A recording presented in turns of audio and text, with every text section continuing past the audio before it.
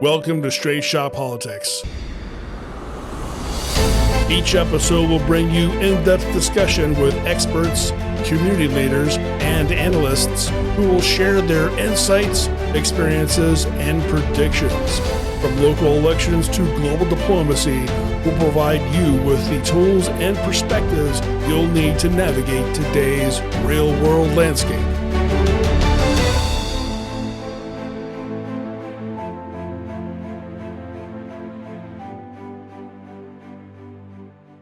Welcome to Straight Shot Politics. I'm Lisa Chafee. And I'm Michael Nash. And normally our co-host Josh Sees would be here, but unfortunately he's a little under the weather. So joining us tonight is our Supreme Court candidate, Colleen O'Donnell.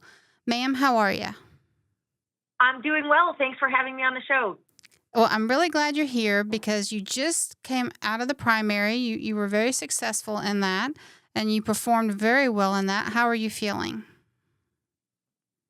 Our campaign team is so honored and so grateful to have come out of a uniquely crowded primary. We in Ohio have not seen a primary race with 4 different candidates on the ballot in any recent history. So it was unusual historically, but it was a hard-fought battle. All of my opponents worked really hard. Our campaign did as well. And it was a huge honor to come out of the evening with the nomination from the Republican Party to move on and keep the campaign going to November. Well, I'm very excited because I know you're going to be very successful in that role. So what I want to do is, when you talk to lawyers and you talk to people who currently sit on the bench, judicial stuff can get kind of, well, it's just not sexy. I think the word is guarded. Yeah. It's guarded, but it's not sexy like the other races can get, It's not juicy. It's not salacious. It's not, it doesn't have enough drama to keep attentions. And some people, they want us to ask questions like, how would you rule on this? How would you rule on that? Right. We obviously can't do that. Right. You can't. Right. Forecast how you're going to rule on a case. So I'd like to give our listeners kind of an insight into how your philosophy is and why you are going to be so much better on the Supreme Court than your opponent. But first, I want you to tell everybody give us your resume, basically. Sure. Well, thanks. I was born and raised in Cleveland, where my parents still live, and I have lots of family up that way. I graduated from Case Western Reserve University School of Law, and when I graduated and passed the bar, I moved down here to Columbus to begin my legal career. My first position was serving as an assistant attorney general at the Ohio Attorney General Office, working in the consumer protection section, rooting out fraudsters who all too commonly target some of our vulnerable populations. So I had a wonderful experience serving at the AG's office. I clerked for a federal judge up in Akron in the Northern District of Ohio.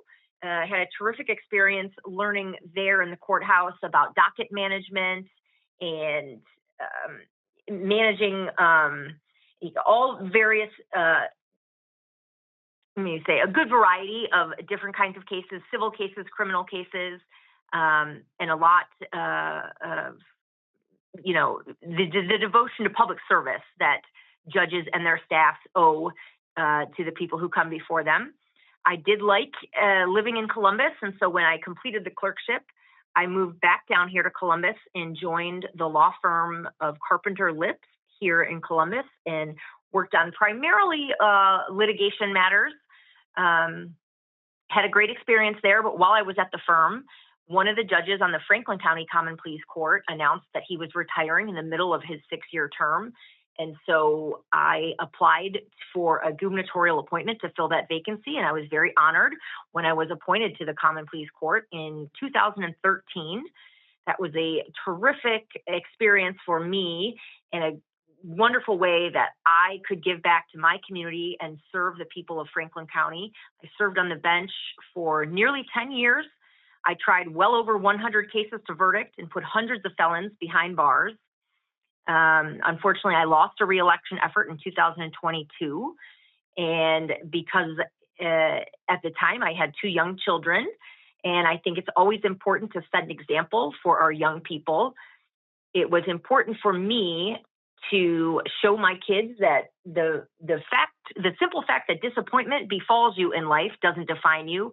Rather, I believe your character and what does define you is what happens after the disappointment occurs. And so it was then that I had a unique opportunity to step up and serve not just the people of Franklin County, but the people of the entire United States. And I served as a federal immigration judge. I was assigned to serve out in Laredo, Texas, a small town just a few miles off the Mexican border, where I heard asylum cases day in and day out, and I never granted asylum a single time. I had a great experience on the immigration court, but as you can imagine, it was challenging for me to live in Laredo and have a little apartment out there and fly back and forth every couple of weeks to see my husband and my children.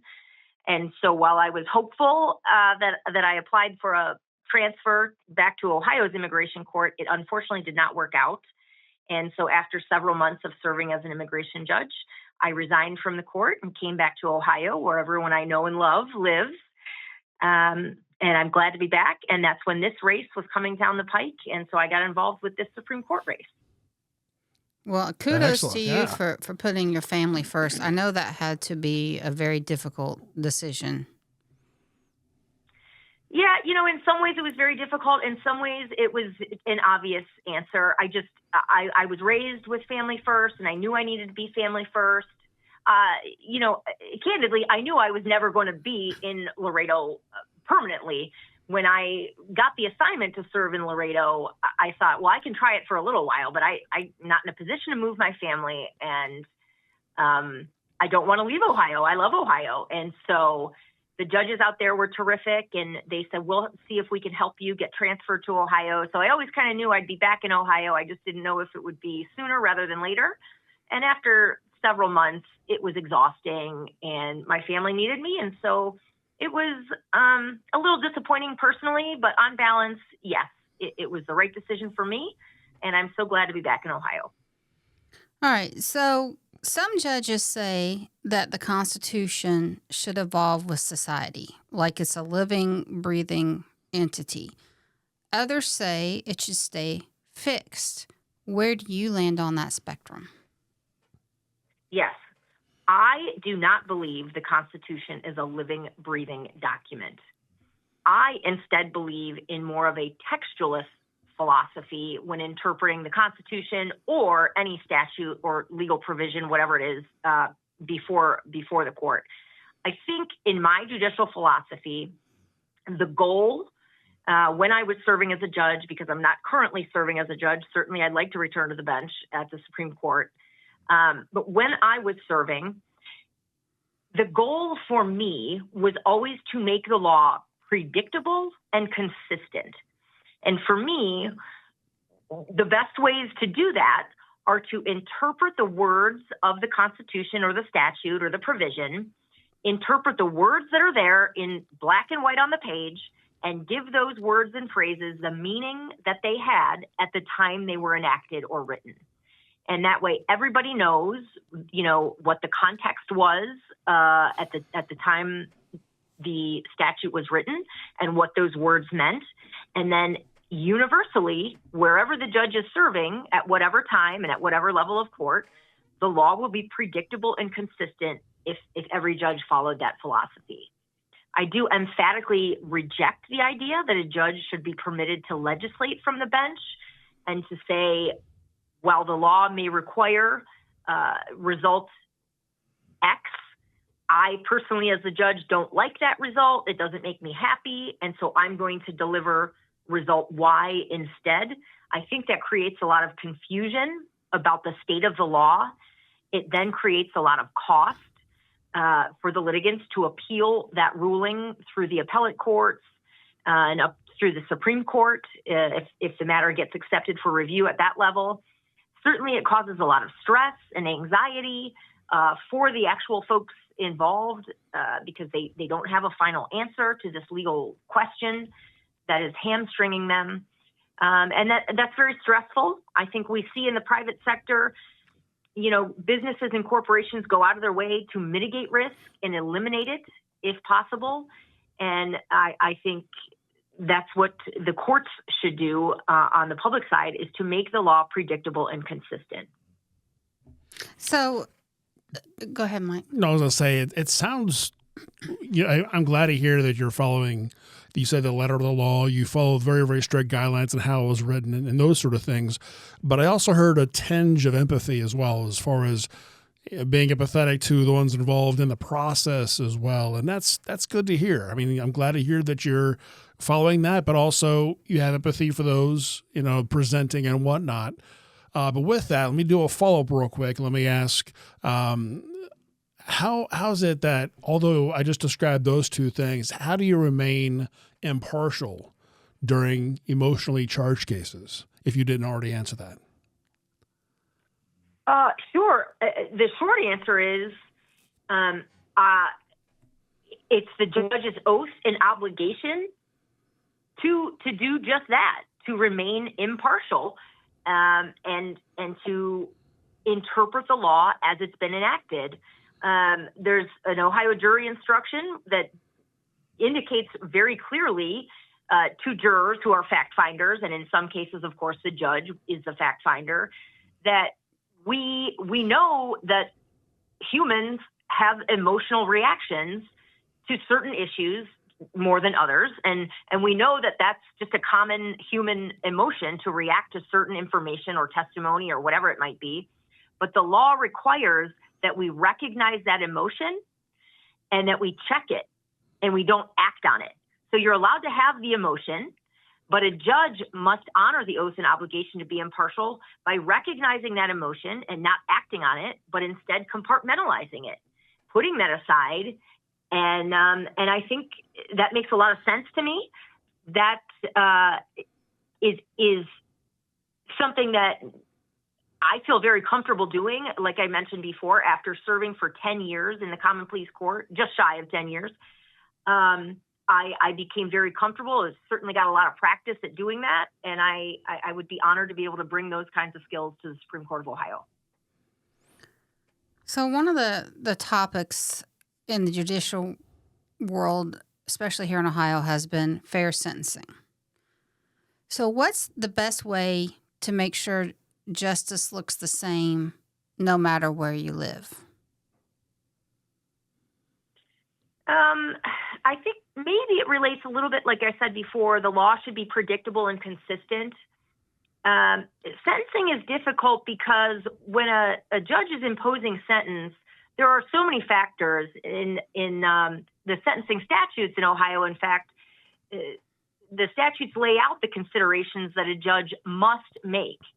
Any judge is obligated to consider a defendant's criminal history, the particular facts involved in a certain case,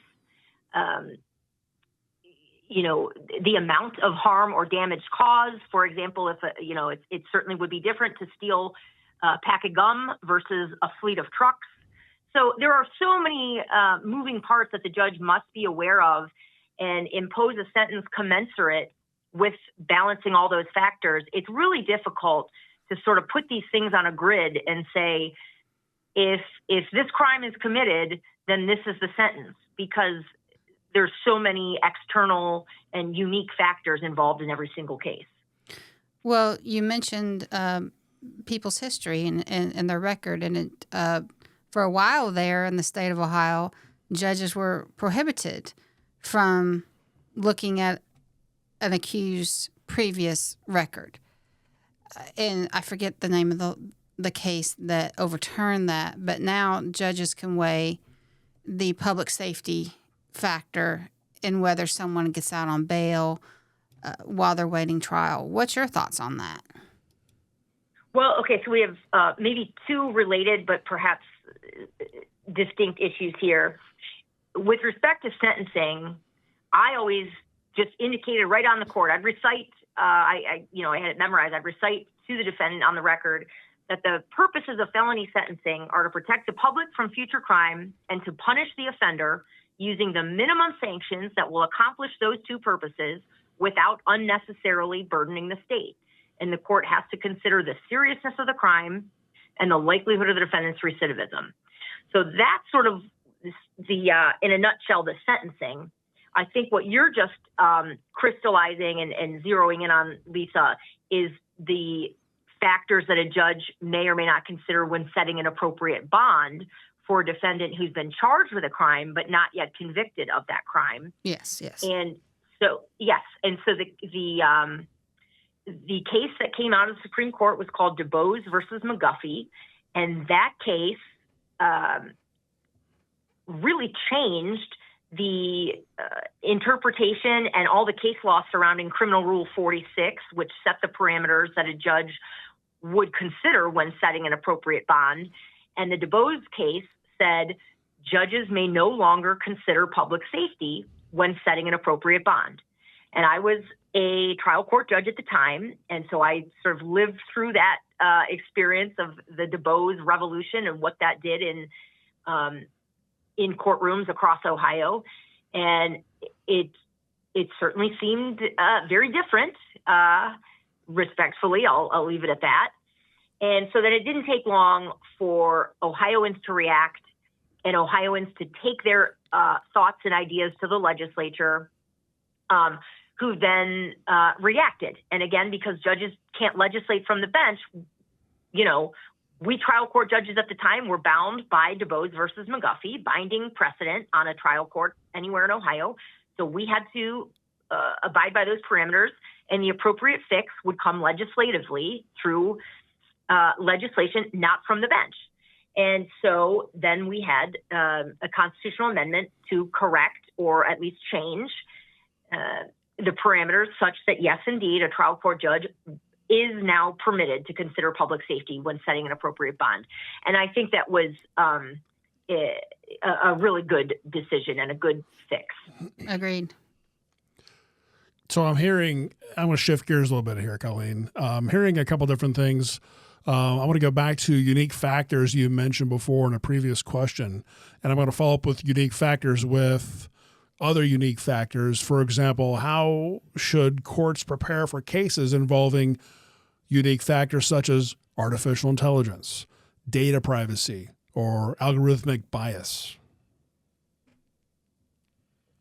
Sure. Well, just because, in my view, the Constitution is not a living, breathing document, it doesn't mean that the world and technology in particular, as you mentioned, Mike, is not evolving and changing. And my goodness, it's happening so fast.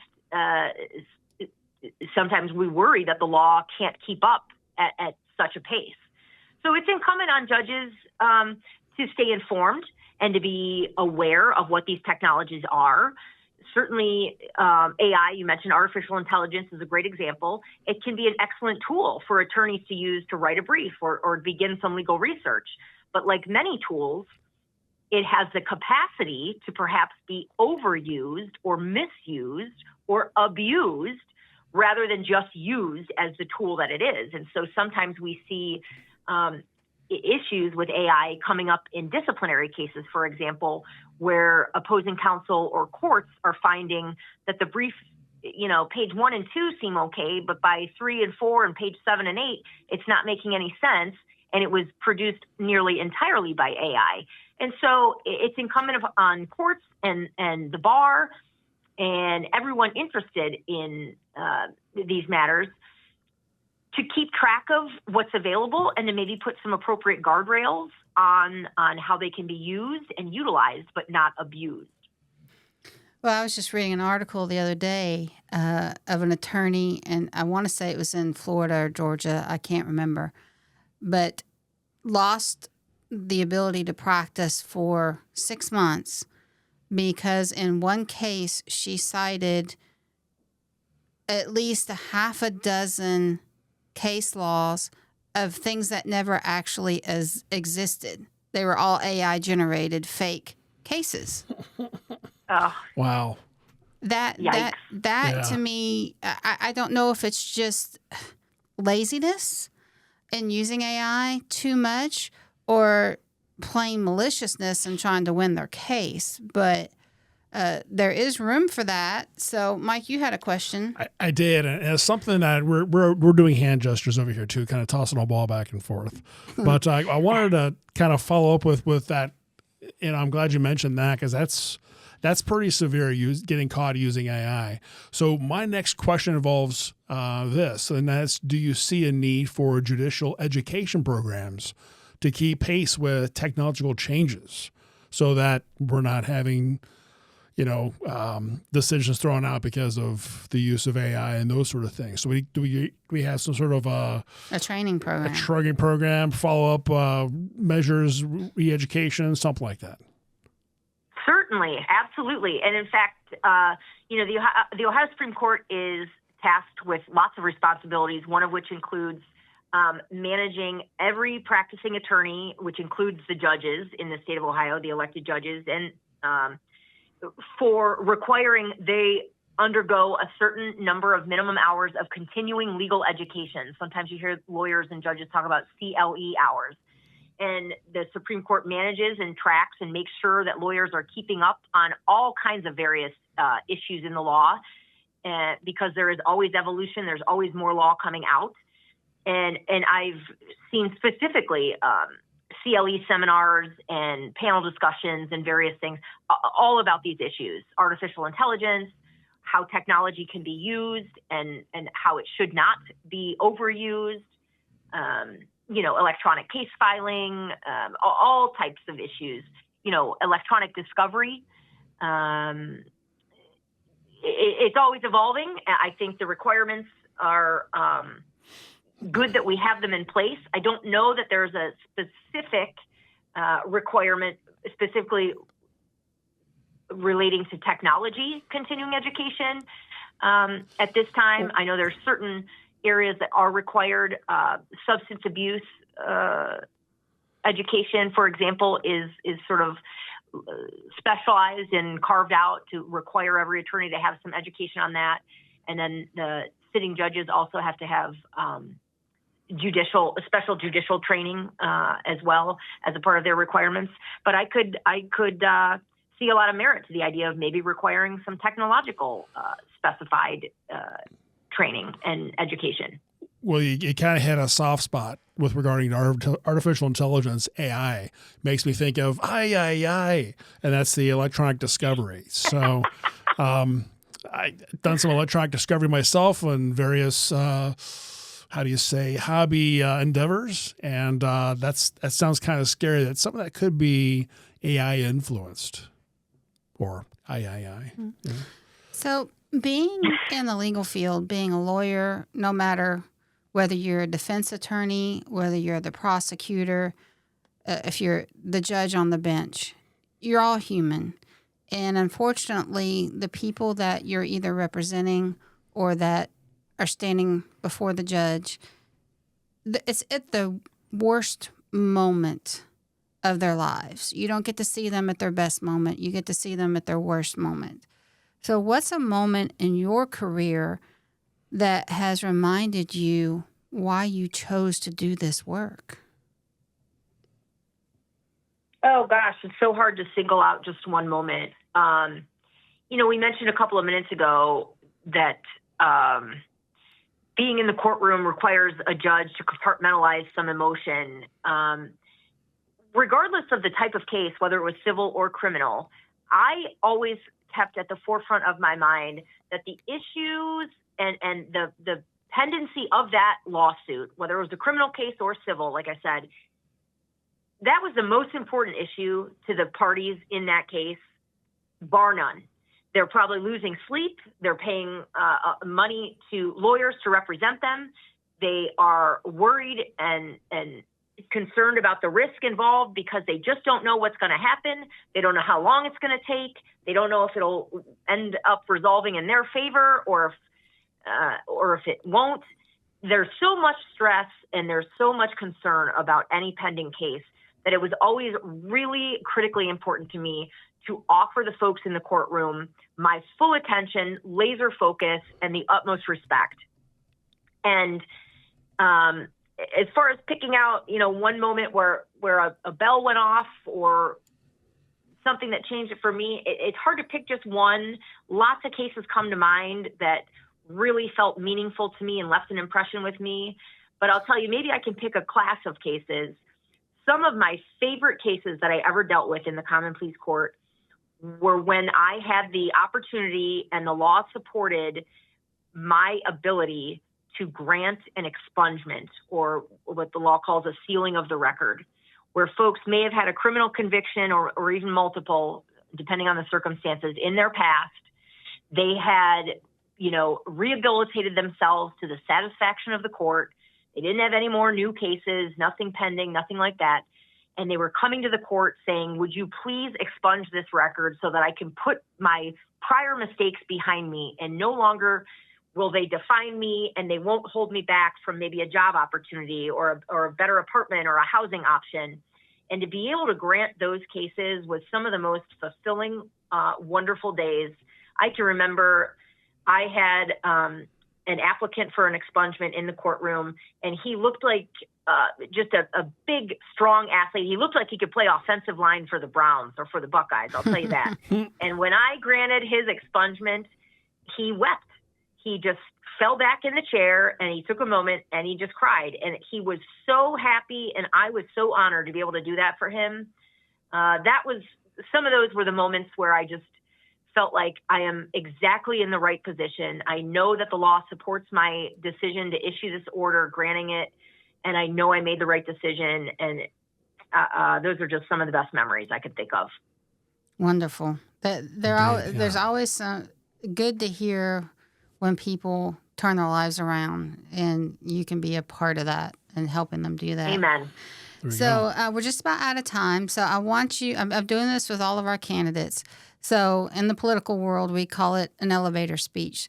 So I want you to take a moment, give us your elevator speech, so to convince our listeners, hey, this is why you should vote for Colleen O'Donnell to the Supreme Court of Ohio. And then tell us if anybody would like to help you with your campaign, where they can do that. Terrific. Well, thank you so much for having me. I'm Colleen O'Donnell. I'm a former judge with more than 10 years of prior judicial experience between serving in the Franklin County Common Pleas Court and prior service as a federal immigration judge, where I never granted asylum a single time. I humbly believe I have the judicial experience, the temperament, the fundraising prowess, and a fire in the belly to bring a law and order mentality to the Ohio Supreme Court, to win the election in November, and to bring a constitutionally conservative voice to the Ohio Supreme Court for the next generation. I have been honored with endorsements from groups like the Ohio Right to Life PAC, the Cleveland Police Patrolmen's Association, Ohio Value Voters, Congressman Max Miller, Butler County Sheriff Richard K. Jones. We know him as America's Sheriff, a national icon known for combating illegal immigration into our country. And I would be so honored to bring my experience and my work ethic and my integrity to the Ohio Supreme Court. I'd invite your listeners to visit O'Donnell for Ohio, FOR, O'Donnell4Ohio.com, to sign up for email updates, to volunteer to join our campaign and help us knock doors and distribute yard signs and walk in parades, and to review the lengthy list of endorsements, which we're so humbled to say continues to grow by the day. Thank you for having me. Excellent. Colleen, thank you for joining us. Thank we you. wish you the best of luck, and hopefully we'll have you back on after the November election and celebrate. Indeed. This has been Straight Shot Politics.